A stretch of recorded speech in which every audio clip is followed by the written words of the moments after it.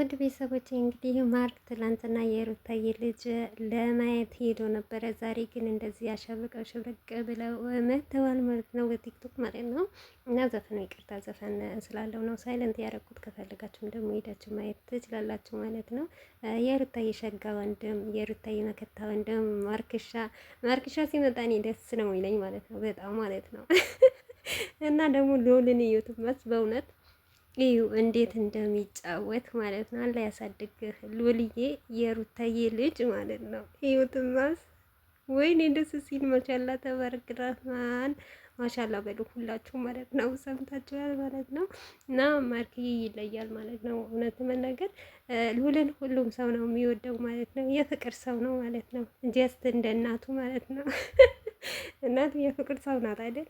በጣም የፍቅርና ጀግና ጠንካራ ሴት ናት ማለት ነው።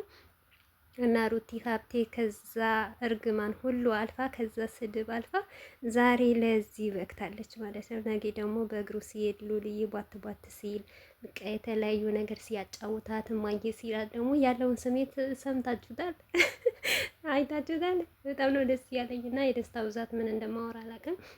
ብቻ ማርክ በጣም ነው ደስ የሚለው ማለት ነው። እውነት ለመናገር ማለት ነው ሉልዬ ራሱ አምሮበታል።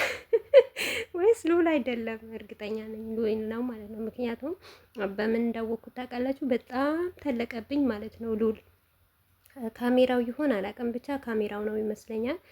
እና ደግሞ ይሄ ማጫወቻ ማለት ነው ሩታ ይዛው ነበር ትላንትና ከማርክ ጋር ቪዲዮ ሲሰሩ ትዝ ካላችሁ ማለት ነው። በእሷ ነው ያወቅኩት እንጂ እኔ ሉል መሆኑ ራሱ አላወቅኩም ነበር። ብቻ በጣም ነው ደስ የሚሉት ማለት ነው። አጎቱ ያጎት መከታ ማለት ነው። እና ሉልዬ በዚሁ አጋጣሚ እንግዲህ እናትህ ውስጥ እየነበርክ ጊዜ ማርክዬ ብዙ ስቃይ ያሳልፈዋል ከእናትህም ማለት ነው።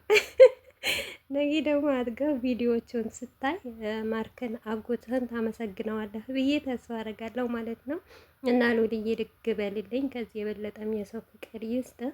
ማርክዬ ደግሞ የራስህ የሆነ ልጅ ይስጥህ፣ ሳሊህ የሆነው ልጅ ይስጥህ። በቅርቡ ደግሞ የአንተን ልጅ እናያለን። ዋ ሰምተሃል?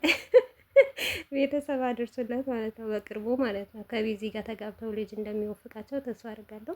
እና ሉልዬ በጣም አድጓል፣ ማሻላ ብያለሁ። አላህ ይጠብቅላት፣ እናቱንም አላህ ይጠብቃት፣ ከመጥፎ ነገር አላህ ይጠብቃችሁ ሁላችሁም ውድ ቤተሰቦቼ።